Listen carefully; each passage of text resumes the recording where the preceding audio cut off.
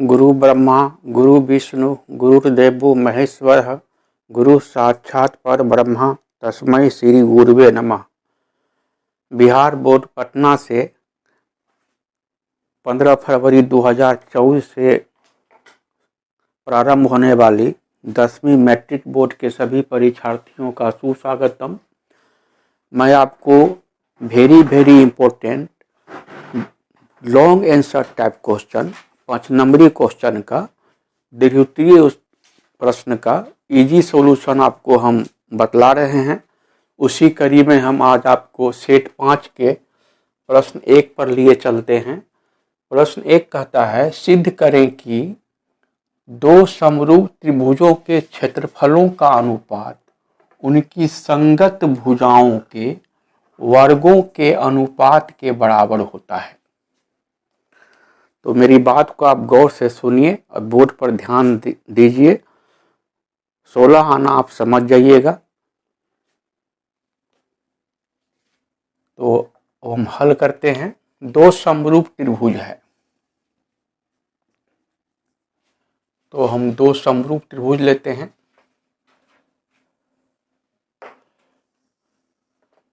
ये है मेरा त्रिभुज ए बी सी और दूसरा त्रिभुज है मेरा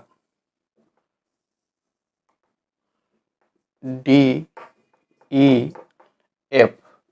ये दोनों त्रिभुज आपस में क्या है, समरूप है। तो क्या होगा, संगत कोण समान होगा। शीर्ष बिंदु ए पर कोण बना ए, तो इसका संगत कोण हुआ शीर्ष बिंदु डी पर बना कोण डी। बिंदु बी पर बना कोण बी, त्रिभुज डी एफ का कोण बी का संगत कोण हुआ कोण ई। त्रिभुज ए बी सी में कोण सी का संगत कोण त्रिभुज डी ई एफ में हो गया एफ। बाएं वाली भुजा ए बी का संगत भुजा हुआ डी ई। दाएं वाली भुजा ए सी का संगत भुजा हुआ डी एफ और ये नीचे वाली भुजा आधार बी सी का संगत भुजा हो गया ई एफ। तो दोनों त्रिभुज समरूप है, तो संगत कोण और संगत भुजा समानुपाती हो जाएगा। तो इस फोटो को हम पहले स्वीकार करते हैं। तो चूंकि ये ज्यामिति है, तो आपको ज्यामिति को पढ़ना है मान करके। तो माना कि त्रिभुज ए बी सी समरूप त्रिभुज डी ई एफ, जिसमें कोण ए बराबर कोण डी, कोण बी बराबर कोण ई, कोण सी बराबर कोण एफ। चूंकि दोनों त्रिभुज समरूप है, तो संगत कोण ए का संगत कोण डी, कोण बी का संगत कोण ई और कोण सी का संगत कोण एफ समान होगा और संगत भुजाएं समानुपाती होगी। ए बी की संगत भुजा है डी ई, ए सी की संगत भुजा है डी एफ और बी सी की संगत भुजा है ई एफ। तो संगत भुजाएं हो जाएगी समानुपाती। ए बी अनुपात डी ई बराबर हो जाएगा ए सी अनुपात डी एफ बराबर हो जाएगा बी सी अनुपात ई एफ। तो हमको साबित क्या करना है कि ये दोनों समरूप त्रिभुज के क्षेत्रफल का अनुपात उनकी संगत भुजाओं के वर्गों के अनुपात के बराबर होगा।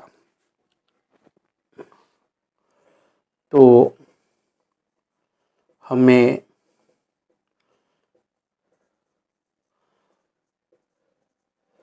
सिद्ध करना है कि क्या सिद्ध करना है, त्रिभुज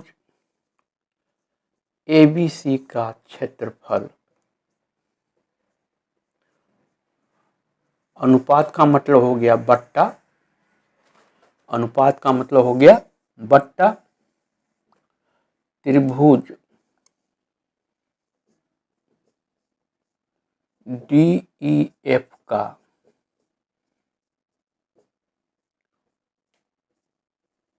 क्षेत्रफल, ये दोनों समरूप त्रिभुज के क्षेत्रफल का अनुपात क्या होगा? संगत भुजा के वर्गों के अनुपात।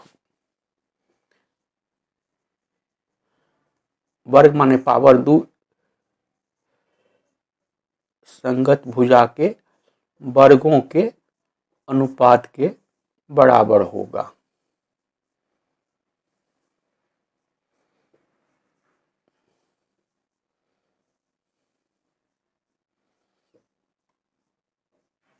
ये बात हमको साबित करना है। त्रिभुज ABC और त्रिभुज DEF के क्षेत्रफल का जो अनुपात होगा वो संगत भुजा के वर्गों के अनुपात के बराबर होगा। अब इस बात को साबित करने के लिए हम ये दोनों त्रिभुज में थोड़ा सा जुगाड़ लगाएंगे। इस जुगाड़ को बोलेंगे रचना। क्या किए? ए बिंदु से सामने वाली भुजा BC पर एक लंब डाले हम AM, तो ये मेरा कोण हो गया लंब कोण 90 डिग्री। और D बिंदु से सामने वाली भुजा EF पर एक लंब डाले DN, तो ये मेरा कोण N हो गया 90 डिग्री, मतलब लंब कोण। और इसको हम बोलेंगे रेखा गणित की भाषा में, इसको हम बोलेंगे रचना। मेरी बात को आप लोग गौर से सुनिए और बोर्ड पर ध्यान से देखिए। आप सभी से मेरा निवेदन है कि लाइक शेयर सब्सक्राइब जरूर कीजिए ताकि हम भी मोटिवेट होते रहें, हमको भी आत्मसंतुष्टि हो कि हमारा मेहनत सही दिशा में हो रहा है। तो रचना में क्या किए?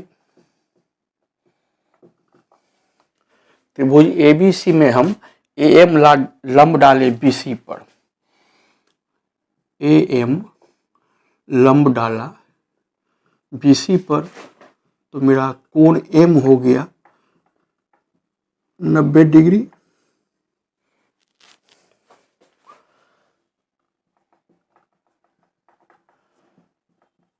लंब कोण। और त्रिभुज DEF में DN लंब डाले EF पर, DN लंब डाले EF पर, कोण N मेरा हो गया 90 डिग्री,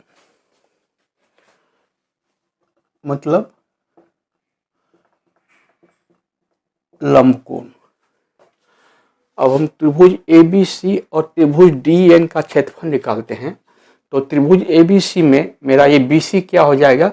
ये BC हो जाएगा मेरा आधार हो जाएगा। और ये AM क्या है? लंब है। अब यहां से हम सिद्ध कर रहे हैं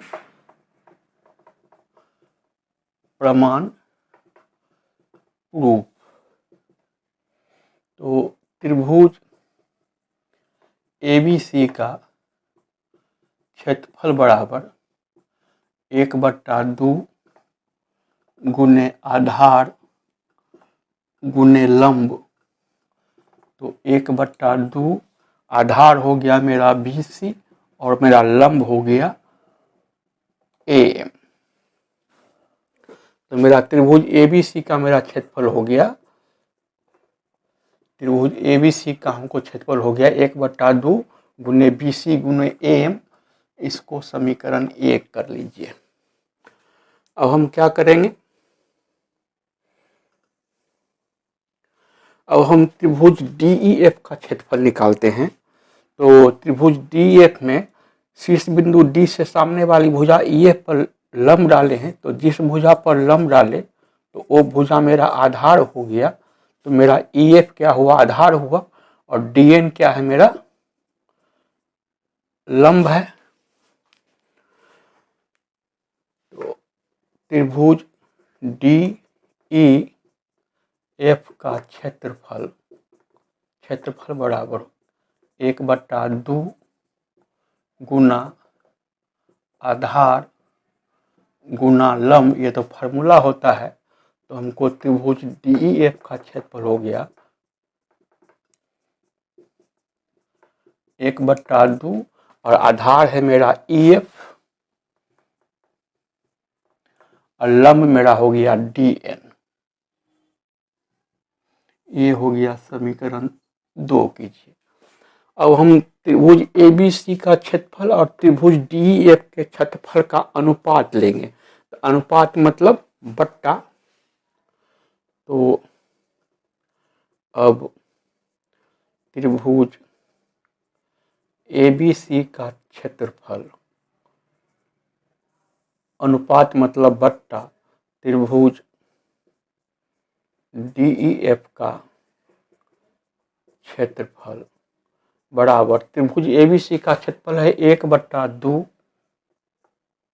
गुने BC गुना AM बट्टा त्रिभुज DEF का क्षेत्रफल है 1/2 गुना EF गुना DN। 1/2 में 1/2 कट गया, तो इस प्रकार हमको त्रिभुज ABC का क्षेत्रफल बट्टा त्रिभुज DEF का क्षेत्रफल बराबर हो गया 1/2 में 1/2 कट गया, बचा BC बट्टा EF गुना AM बट्टा DN। AM बट्टा DN, इसको समीकरण नंबर कीजिए 3।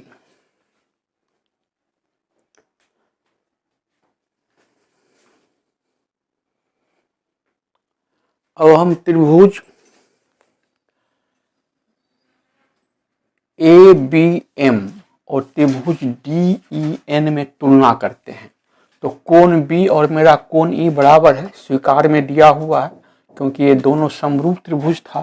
तो कोण B का संगत कोण E समान है, और ये कोण M और कोण N मेरा 90 डिग्री है। कोण M और कोण N मेरा 90 डिग्री है, क्योंकि ये लंब कोण है। तो ये दोनों त्रिभुज जो है कोण कोण समरूपता से समरूप हो जाएगा। तो त्रिभुज ABM और त्रिभुज DEN जब समरूप हो जाएगा तो संगत भुजाएं समानुपाती हो जाएगी, यानी कि AB अनुपात DE बराबर हो जाएगा AM अनुपात DN। तो अब त्रिभुज ABM तथा त्रिभुज DEN में तुलना कर रहे हैं।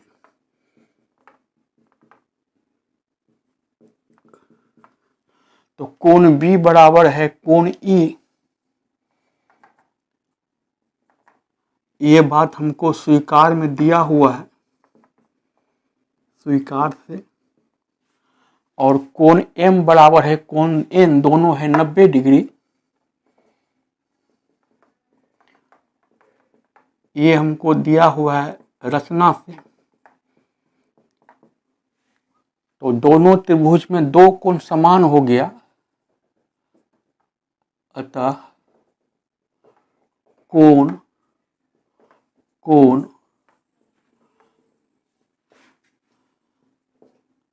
समरूपता से त्रिभुज ABM क्या हो गया, समरूप हो गया त्रिभुज DEN। जब समरूप हो गया तो दोनों त्रिभुज समानुपाती हो जाएगा, अतः दोनों त्रिभुज की क्या हो जाएगी, भुजाएं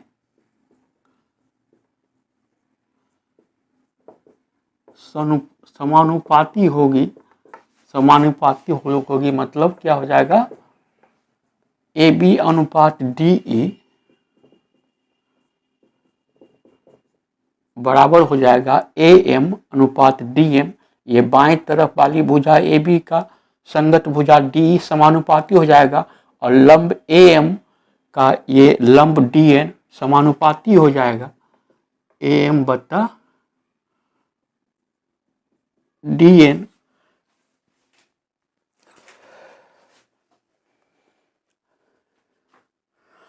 और AB बट्टा DE बराबर है AC बट्टा DF बराबर है BCF बट्टा EF, ये तीनों बराबर है, तो हम AB बट्टा DE के बदला में हम लिख सकते हैं BC बट्टा EF।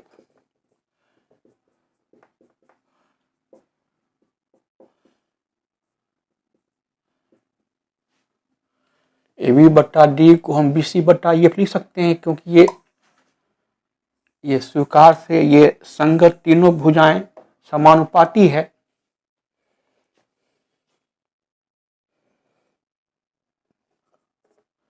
का है कि AB अनुपात DE बराबर है BC अनुपात EF बराबर AC अनुपात DF। देख रहे हैं इस स्वीकार में, क्योंकि दोनों त्रिभुज समरूप था तो भुजाएं संगत भुजाएं समानुपाती थी। अब हम AB ये BC बट्टा EF बराबर जो AM बट्टा DN आया है, हम इस मान को समीकरण 3 में BC ये AM बट्टा DN के जगह पर हम BC बट्टा EF को हम बिठा देंगे। ये AM बट्टा DN बराबर जो BC बट्टा EF आया है, इस मान को समीकरण 3 में हम AM बट्टा DN के जगह पर प्रतिस्थापित कर देंगे। अब समीकरण 3 में AM बट्टा DN बराबर BC बट्टा EF रखने पर समीकरण 3 है मेरा, ये रहा मेरा समीकरण 3। त्रिभुज ABC का क्षेत्रफल बट्टा त्रिभुज DEF का क्षेत्रफल बराबर BC बट्टा EF गुना AM बट्टा DN, यही मेरा है समीकरण 3। अब इसमें हम AM बट्टा DN के जगह पर BC बट्टा EF रख देंगे, या त्रिभुज ABC का क्षेत्रफल बट्टा त्रिभुज DEF का क्षेत्रफल बराबर BC बट्टा EF गुना, अब AM बट्टा DN के जगह पर हम रख रहे हैं क्या, BC बट्टा EF रख रहे हैं, BC बट्टा EF। तो BC गुना BC हो गया BC स्क्वायर, और EF गुना EF हो गया EF स्क्वायर, और BC बट्टा EF बराबर है AC बट्टा DF बराबर है AB बट्टा DE, अर्थात इसीलिए त्रिभुज ABC का क्षेत्रफल बट्टा त्रिभुज DEF का क्षेत्रफल बराबर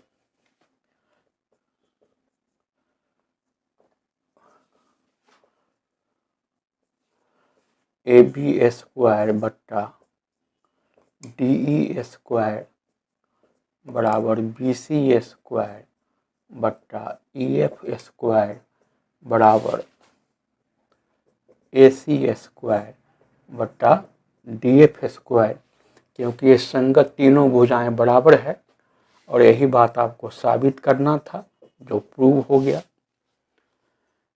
ये very important board model question का हम आपको सरल तरीके से समाधान बताए। इसको 3-4 बार रफ कॉपी वो बना करके प्रैक्टिस कर लीजिएगा। हमारे पिछले वीडियो को भी आप गहराई से वॉच कीजिए, बहुत फ़ायदा होगा। खूब प्रैक्टिस कीजिए। हमारे वीडियो को देखने के लिए आप सबों को बहुत बहुत धन्यवाद।